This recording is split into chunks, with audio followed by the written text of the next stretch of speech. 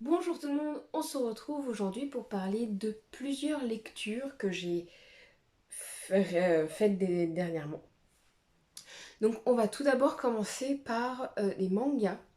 Donc c'est deux mangas, donc qui sont, c'est des beaux pavés, hein, vous voyez, vous en avez un là et un là. Et en fait, donc ça c'est l'histoire complète, donc il n'y a que deux numéros, mais c'est des bons morceaux. Et donc ça s'appelle Le cœur et le devoir. Et en fait, c'est une... comment? C'est Bertha, qui est une jeune femme, une jeune princesse d'un royaume. Et en fait, c'est une histoire de mariage arrangé. Elle va être la deuxième épouse d'un roi, d'un jeune roi. Avec sa première femme, il n'arrive pas à avoir d'enfant. Donc il espère avoir un héritier, hein. Vous devez connaître cette fameuse lubie des rois et reines, enfin surtout des rois, d'avoir une descendance masculine. Et du coup, il va avoir un second mariage avec cette jeune femme qui va tomber enceinte et il va se passer pas mal de choses. Donc concrètement, c'est un manga. Alors les dessins sont très très beaux, hein, franchement, vous pouvez le voir là. Donc là, c'est une pochette, je les ai remis dedans. Mais si vous voulez voir l'intérieur, attendez, voilà. Ça par exemple, c'est le tome. Pardon. Ça c'est le tome 1. Voilà. Avec les dessins à l'intérieur. Voilà, c'est très. C'est très joli, c'est super bien dessiné, c'est super bien fait. Après, du coup, jolie histoire. J'ai pas été transportée parce que c'est très politique au final. Euh, Parce que et puis puis finalement l'histoire prend fin au moment où on peut se dire peut-être qu'il y a des sentiments qui vont naître. Quoi. Parce que concrètement c'est vraiment très très très très politique. Il n'y a pas plus de sentiments que ça, sauf le sentiment d'une enfant, d'une mère pour son enfant. Mais voilà, il y a des histoires de famille, d'héritage, enfin voilà. Donc c'est plutôt sympa. C'est pas du tout avec un roi connu, c'est totalement. Tout est inventé. C'est dans un monde complètement inventé. Et après, à vérifier, mais de ce que j'ai cru comprendre, en fait, euh, cette histoire, à l'origine, je crois que c'était des romans. Il faudrait voir. Je sais pas, j'ai pas fait plus de recherches que ça. Parce que je vous dis, j'ai pas été transportée. Euh, donc voilà, pour ces petits mangas bien sympathiques. Voilà, donc si vous aimez tout ce qui est historique, ouais, tout ce qui est historique, ça se lit. C'est, enfin voilà, c'est pour la culture générale, on va dire. Ensuite, je vais enchaîner avec un roman qui était très vieux dans ma palle parce que je crois que j'ai dû l'acheter en 2021. Parce que bah, il est sorti en 2021, je crois. Non, il est sorti en novembre 2020, même 2019.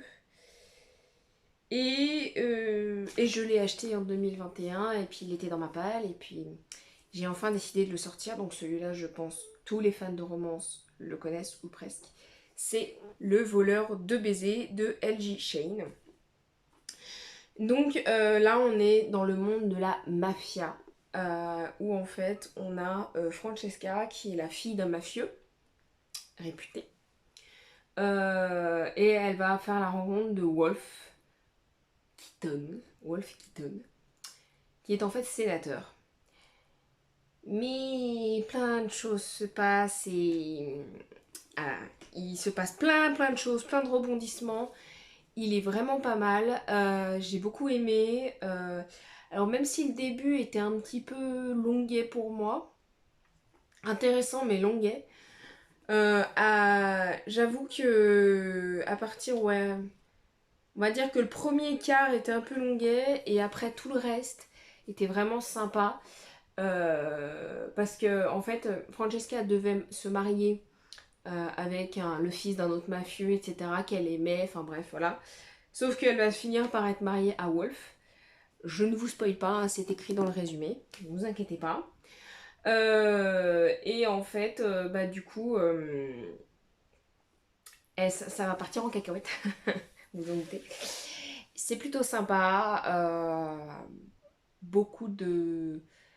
On est dans le monde de la mafia, de trahison, de mensonges, de semi-vérité, enfin, un vrai bazar.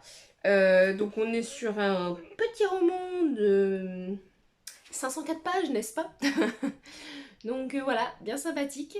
Donc voilà, le voleur de baiser, comme ils mettent là derrière, romance psychologique. Plutôt, plutôt sympa, j'ai bien aimé. Moi j'aime bien la cover, je sais pas votre avis, mais je suis désolée, j'arrête pas de me gratter, mais je me fais bouffer par les moustiques. Voilà, 3615 raconte ma life. Voilà, je trouve vraiment sympa, surtout que... Enfin, la cover, on la comprend bien quand on lit le roman. On la comprend bien. Ensuite, je vais vous parler également d'un autre roman que j'ai lu récemment. C'est Le Royaume de chair et de feu. Oui, pareil, je ne suis pas en avance. Mais en même temps, vous avez vu le morceau, faut prendre du courage pour lire ces briques. Hein. Donc déjà, on est d'accord, les deux Saxus, ils sont magnifiques. Hein. On est vraiment sur des merveilles. C'est...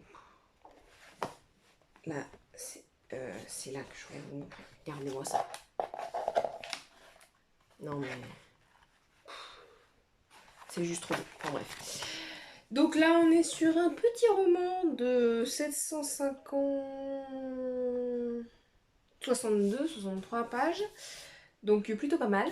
Donc c'est, pour ceux qui veulent resituer, qui ne savent pas, c'est la suite de du sang et de la cendre que j'ai ici. Donc ça c'est le 1, ça c'est le 2. Et je suis en train de lire le 3. Alors, je sais que le 1 avait fait sensation. Enfin, pour beaucoup en tout cas. Mais, excusez-moi, voilà. Mais, mais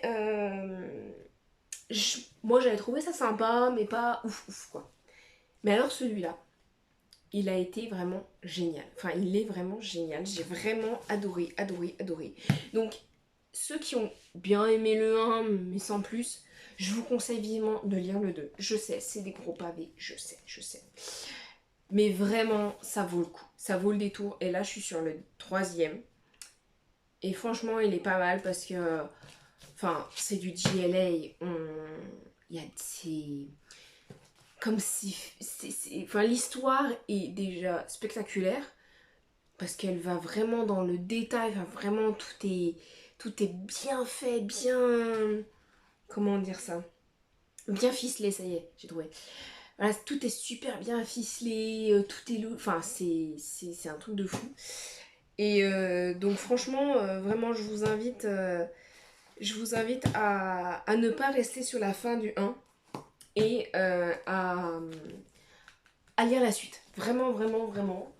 Euh, je pense pas que vous soyez déçus. Si vous avez bien aimé le 1, si vous l'avez adoré, forcément, il faut lire la suite. Mais si vous avez juste bien aimé le 1, bah faut lire la suite. Si vous n'avez pas aimé le 1, forcément, je vais pas vous dire lisez la suite. Parce que, bon, ça peut arriver que le 2 vous plaise, mais c'est très peu de chance quand même. Très peu de chance. Donc voilà. Et j'ai enfin gardé le dernier roman que j'ai lu, un dernier poche. Pareil, un roman que j'avais depuis quelques temps, que j'ai enfin sorti de ma palle. Et qui en fait je l'ai mis tout à la fin parce que c'est également je suis partenaire avec cette maison d'édition, donc ça c'est pas du tout un service presse, mais voilà, je voulais quand même le signaler, les mettre à l'honneur au passage. Donc c'est The Campus Teacher des éditions addictives, donc de Marjorie Burdo,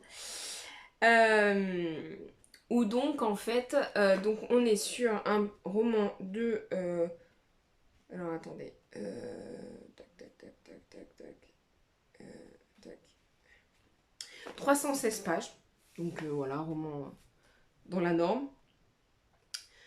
Euh, où en fait donc on a Conrad qui est professeur, tout nouveau professeur dans une université.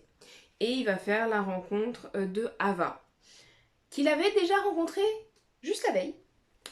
Et que c'était chaud, oui. Et du coup, quand ils se rendent compte qu'ils vont être prof-élève, c'est la cata. Et je n'irai pas plus loin sur l'histoire, parce que j'ai été, mais surprise à un point, vous n'imaginez même pas. Ce roman, je m'attendais à tout, sauf à ça. Là, c'est une histoire de prof-élève. Je me suis dit, bon, bah, il va y avoir l'amour interdit, puis quelques, voilà, des âmes... Enfin, un truc un peu bateau, entre guillemets. Bah là, pas du tout. Pas du tout. Alors, si le début, c'est effectivement un peu ça, finalement, c'est pas du tout ce qui sera au cœur de, de l'intrigue. Au final, ce sera vraiment pas le sujet... ce sera pas le fil conducteur. Donc j'ai été agréablement surprise. J'ai adoré ce roman. Je l'ai vraiment adoré. Je vous le recommande. Si vous aimez donc les romans prof-élève, différence d'âge, je vous le recommande. Si vous aimez être surpris, surpris, je vous le recommande aussi. Franchement, il vaut vraiment le détour. Il vaut le détour. Moi, j'en ai été très, très, très, très agréablement surprise. Donc voilà. C'était donc le petit mot de la fin. Celui-là, The Big One. Donc voilà pour les romans que j'ai lus de ma palle récemment.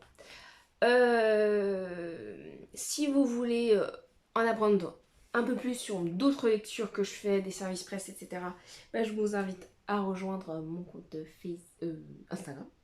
J'ai du mal avec les mots en ce moment. Et puis je vous dis à bientôt pour une nouvelle vidéo sur de nouvelles lectures ou alors peut-être sur un autre sujet. Dites-moi en commentaire si vous voudriez que j'aborde, je sais pas, n'importe quel sujet. Dites-moi tout. Ciao ciao.